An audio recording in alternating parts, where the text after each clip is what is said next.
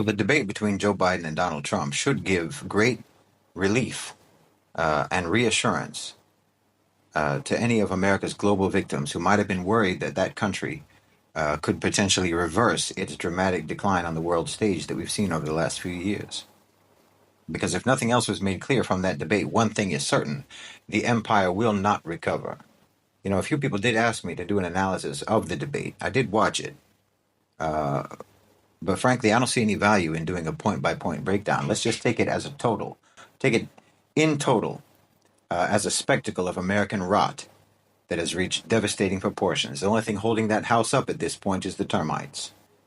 You know, on the issue of Gaza, which was almost completely passed over, both Trump and Biden said things in the debate that would make them eligible for prosecution for war crimes, or which would make Trump eligible if he was elected and if his policy towards Israel aligns with his statements. And Biden, of course, is already eligible for prosecution anyway and should be prosecuted as a conspirator to genocide. But again, the most horrific and most criminal situation in the world today, the issue which will absolutely be uppermost in the minds of millions of voters, was barely addressed in the debate. They barely talked about it. They just sort of passed over it. If you'd gotten distracted for a moment, you would have missed it. And yet, in even that very brief moment, when they did mention the Palestinian-Israeli conflict, both candidates expressed views that in and of themselves are reason for the U.S. to be expelled from the United Nations. Biden, obviously, for sending munitions to a country that is committing genocide and has been blacklisted by the United Nations for murdering children, and Trump for saying that Israel should finish the job. That's what he said, finish the job.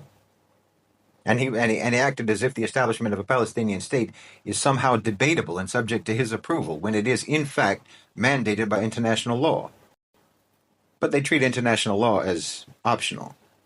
You know, Biden said explicitly that their funding for the Ukraine war is, in fact, funding for American arms manufacturers, essentially admitting that the war in Ukraine is nothing but a money laundering operation to funnel U.S. tax dollars into the private sector, which, if America was a country of ethics and morals, would be scandalous to say out loud. I mean, again, if you go point by point in that debate, it would be like watching someone vomit and then trying to identify the food that they ate with each stream of nausea. I mean, what should be very, very clear from that debate, and from just the fact that these candidates are running, is that the power structure holds the population in utter contempt. So much contempt, in fact, that they want you to know it. They want you to know how much they hold you in contempt. Both Biden and Trump are nothing but mascots of different power factions among the OCGFC, nothing more. For Biden, he's like a mascot for the neocons. The neocons, the sort of hangers-on of the traditional military-industrial complex, which should show you just how decrepit that faction is.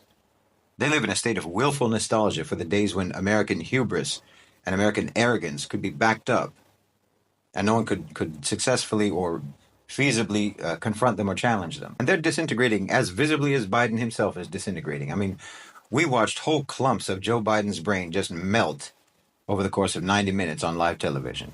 Trump is a mascot for the newer, globalized faction of the private sector elite, who want America withdrawn from the world, isolated from the world, retracting from the international stage so that they can pursue their national interests in the global south. This is the most powerful faction, in my opinion. The interest of these two distinct factions explains any and all differences between Donald Trump's policies and Joe Biden's policies, whatever differences there are. And in either case, as I said, the population has nothing to do with it. The American people have been successfully neutralized, and everyone knows it. Everyone in power knows it.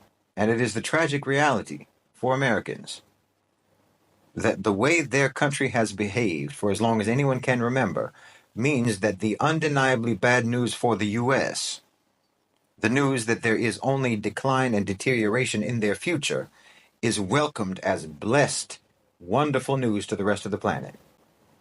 People all around the world watch that debate with joy for the exquisite demonstration of America's degradation. And that isn't because the rest of the world is without sympathy for the average American. No. It's a universal truism in the global south and in the Muslim world. Everyone strictly differentiates between the American people and those in power. You can be certain that the 40,000 Gazans that you killed died while believing that your people are good people.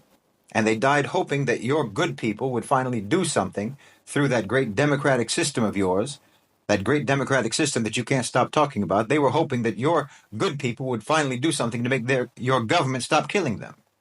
So yes, everyone sympathizes with your people, but they don't sympathize with your people more than they sympathize with their own people, with their own families, with their own communities and their own countries, all of which have been victimized by the United States and will be granted some level of relief by the decline of the United States. I mean, Joe Biden talking about we have to take care of our elderly. I mean, he may as well have been talking about child care when he talks about elderly care. He's already several years older than the average senior citizen in America.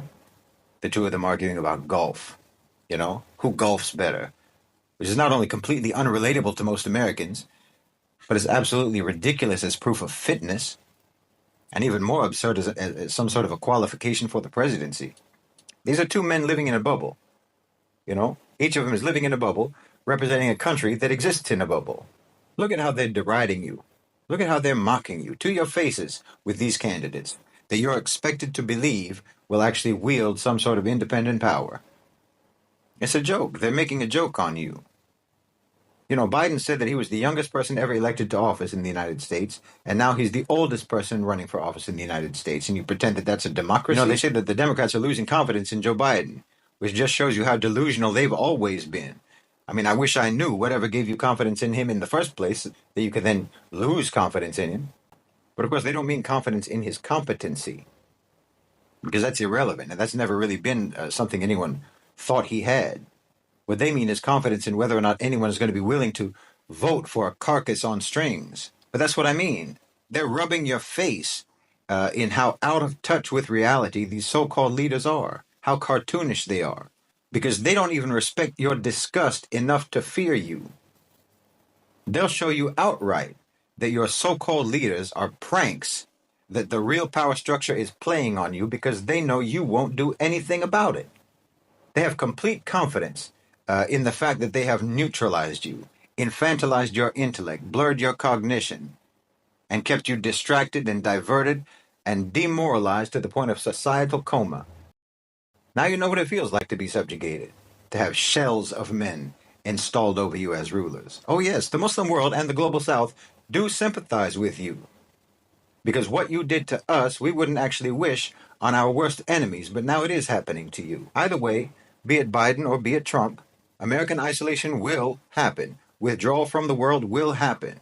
And there's going to be the same pattern in the United States that the United States instigated all over the world. Division, ethnic and religious tension, civil strife, poverty, violence, tyranny, severe authoritarian security measures, on and on.